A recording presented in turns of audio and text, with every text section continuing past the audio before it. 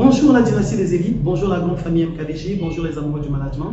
Alors nous revenons aujourd'hui pour aborder un élément interne. J'ai eu beaucoup de retours de certaines personnes qui me demandent, mais à chaque vidéo vous revenez sur le mot compétence, à chaque vidéo vous revenez sur compétence comportementale, compétence technique. C'est quoi la compétence? Oui, c'est important de pouvoir aujourd'hui mettre en accent sur cela puisque nous sachons pertinemment que tout le monde n'est pas sachant. Nous savons pertinemment que sur le marché de l'emploi, nous avons les recruteurs, nous avons les demandeurs d'emploi, que chacun sa spécialité. C'est peut-être un vocabulaire qui, pour d'autres, on se permet de dire que c'est un vocabulaire purement RH, mais c'est un vocabulaire du marché de l'emploi. Quand on arrive sur le marché de l'emploi, pour y demeurer, il faut impérativement avoir de la compétence. Sans compétence, on n'est rien. Je suis Emma Bemitou, coach de carrière et fondateur du groupe MKDG.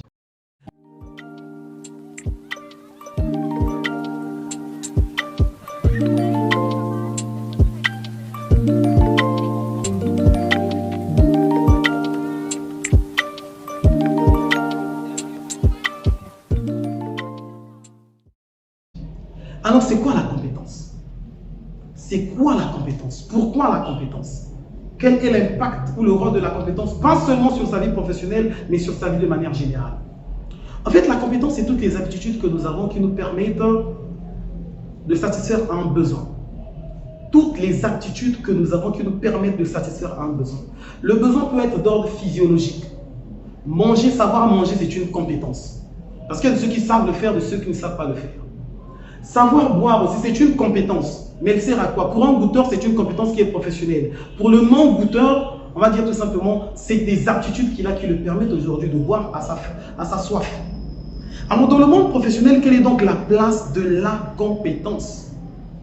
La compétence, ce sont les aptitudes que nous avons qui nous permettent de mener à bien les missions à un poste donné. Les aptitudes que nous avons qui nous permettent de mener à bien les missions confiées à un poste donné. Posons-nous donc la question, quelles sont les compétences que j'ai? Quelles sont les aptitudes que j'ai? Alors, si on me nommait secrétaire, est-ce que je suis capable de mener à bien les différentes missions qui sont liées? Pour mener donc à bien ces différentes missions, il faut avoir des compétences. Pour cerner les compétences liées à un poste, il est important d'analyser la fiche de poste. Parce que ce n'est pas le poste qui doit s'adapter à vos compétences, mais c'est à vous de vous adapter aux compétences requises pour occuper un poste donné.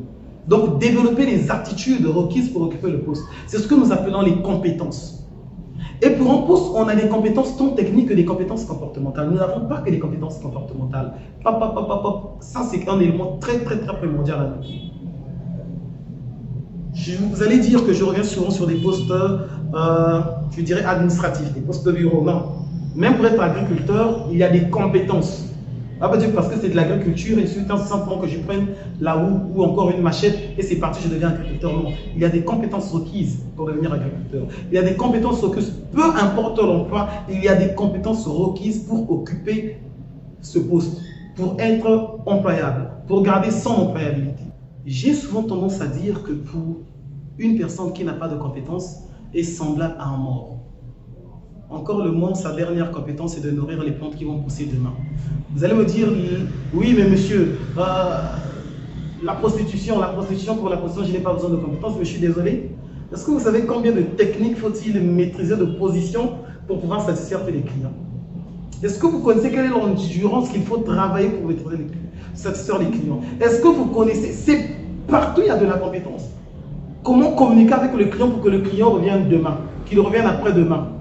Donc même dans la prostitution, on a toujours compétence. C'est pour dire que dans notre vie de tous les jours, il est important de se demander quelles sont les compétences que j'ai, quelles sont les aptitudes que j'ai. Mais dire et tout, vous allez dire que c'est une compétence. Reste à savoir, ces aptitudes-là peuvent me permettre d'occuper quel poste. On va dire, mais oui, moi j'ai l'habitude de parler, celui qui joue les dames tous les jours au quartier. Celui qui joue les dames tous les jours au quartier, assis au coin d'une réelle, développe peut-être de la stratégie, encore une compétence pour le jeu de dames.